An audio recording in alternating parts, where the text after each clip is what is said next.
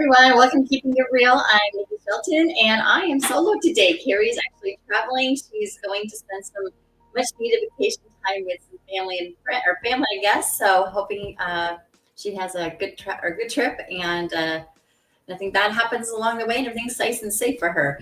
Anyway, today we're going to talk about what's hiding in your walls, and this is kind of a fun one because a lot of times we do home inspections, and I mean the home inspector will tell you like, oh, it could have this or it could have that, and we're gonna dive into, or I'm gonna dive in deep today a little bit more about asbestos because asbestos is. I'm gonna go ahead and let's see here. How am I gonna do this? Let's do it this way. Okay, there we go. Much better.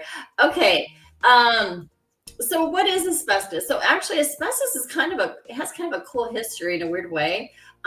It's a really small, tough fiber, and it was actually used in a lot of different types of building materials. A lot of times when people think about asbestos, they immediately think of the popcorn ceilings, like my house. I'm going to get into that more in a little bit here, but but you would think that, you automatically think that, but it was actually in a lot of other stuff. But it was kind of cool because it was fireproof, and it was really super strong, and so that is why a lot of the builders and the manufacturers decided to use it in different products. Um, so normally it started being developed around 1920s, and it really went through 1978 where they learned that there were some issues being caused by it, and so that's when they kind of stopped the use of that. So where asbestos might be, and like I said, I know we just talked about the popcorn ceilings, which is kind of, if you look at the ceilings where spray texture stuff, a lot of them use asbestos. But it's also a lot of times in the floor tiles, in bathrooms, and the wallboards. It could be pipe wrap that is used, or duct tape. Outside, it could be siding and roof shingles. So I mean, it could be a lot of places. And like I said, it had a benefit because it makes a little bit like with fire, protects from fire a little bit because it's really heat sensitive. So, or we try or pushes off heat. So, it was kind of had a good purpose on it. And it was kind of maybe a smart thing to do until they figured out it wasn't so smart.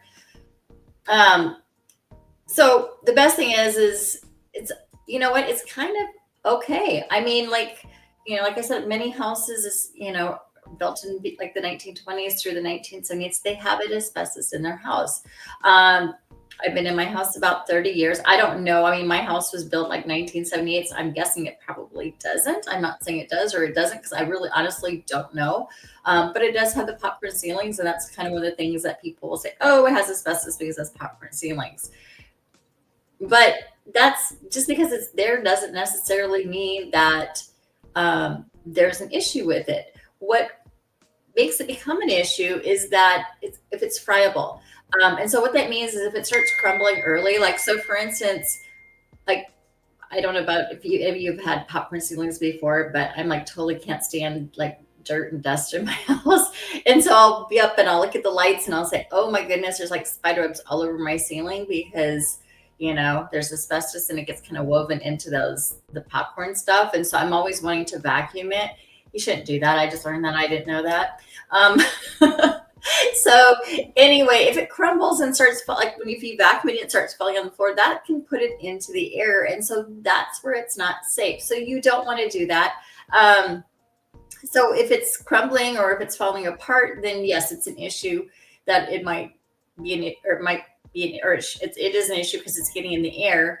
But if it's sealed or if it's covered, or if you just leave it alone for the most times, you're absolutely fine with it. Can you see it? So can you see asbestos? I mean, you can look at the popcorn ceiling and say it could be asbestos, but like I said, like, I don't know. My house was built in 1978, so I don't know if there is or not. And honestly, the only way I could find out is if I go get it tested.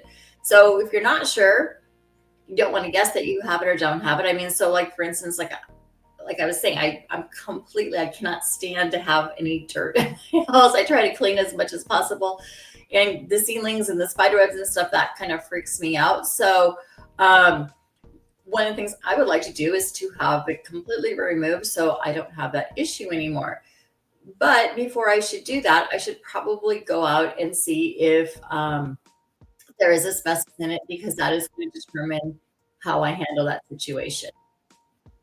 Okay. So what if you, like I said, what if you, like you have the pepper ceilings? Honestly, unless it bugs you, leave them alone. Don't touch them. Or if it's around a pipe, you can actually put it into like a casing or covered up so it's not going to get loose. Even the popcorn ceilings, sometimes you can take and put like a covering over top of the ceiling, like the boards and stuff like that. I know a lot of people have done that, and that helps because the the dust from it doesn't fall out and doesn't get all over. So that could be a way to do it. But the biggest thing is just don't touch it unless you absolutely have to. And if you are going to do it, hire a professional. If you're going to sell your house and your house was built between 1920 and 1978, you know what? Be upfront about it. I mean, if you know, you know. If you don't know, I guess you don't know. But just know you might have to go get it tested. Um, but or else just do the testing up front, and then you know, and you can talk about how to fix that situation or what you might be getting yourself into when you go to sell it. So, for instance, if you are going to sell your house and you don't know and you decide to put it on the market, and then you have a buyer who comes in, they're going to do their home inspection, and they say, "Oh, you might have asbestos in your ceilings because you have popcorn ceilings, or you've got siding on the outside that's from that era. You might want to go have it tested." So the buyer says, "Hey, seller, I want to go have it tested." They go have it tested, and they find out there is. Then they may come back and say, "Hey, seller, I want you to pay for getting all this removed and getting this taken care of." So you might have a bigger expense that you're not going to be aware of when you sell your home, had you just done it up front and know what the situation is. Buyers, be aware. I mean, this is something that, I mean, like I said, a lot of the older homes have it. For the most part, it's not a big issue unless you're going to be doing remodels or doing stuff like that. Then it can become an issue. And you know what? Just don't panic and be informed. Okay, so today, again, it's really quick. I'm by myself. Hopefully, come back next week. Um, if you would like the do's and don'ts of asbestos, please reach out to me. Social media is great. You can private or send me a text message. My phone number's all over the place. You can send me a text message, give me a call, whatever. I love to talk to people. It's always fun. But I would be happy to send that your way so you have the do's and don'ts on how to do it. And do it yourself. I know a few people have. You really got to make sure if you do it, I've seen do a bunch of research, but you really got to make sure it's sealed because you don't want those dust particles getting in the air because then it can get into your lungs and kind of cause bad issues. So I would say hire a professional on this one. Okay, you guys have a great rest of your Wednesday. It is going to be beautiful here today in Washington. I'm looking forward to hopefully getting out and get some sun. I've been stuck in the house working and studying for the last couple of days, so I'm ready for a day out in the sun. Have a great day. We'll see you next time, next place. Reach out if we can help. Have a great day. Bye.